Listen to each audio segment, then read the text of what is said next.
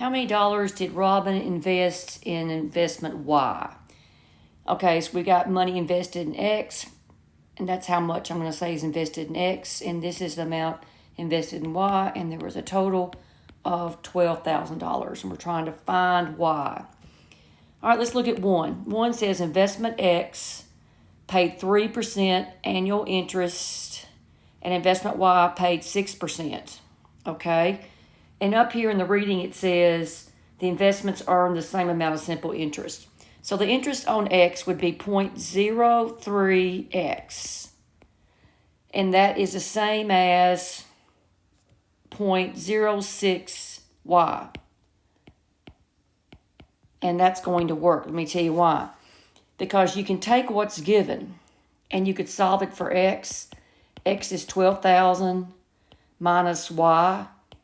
And then if you plug this in for that X, you'll have an equation 0.03 times 12,000 minus Y equals 0.06Y, and you can solve for Y, and you'd have the answer. Okay, so that one works. Forget about clue 1. Look at clue 2. Robin invested more than $1,000 in X. So that just says X is greater than 1,000. But that doesn't tell me anything about Y. That does not work. The answer is A.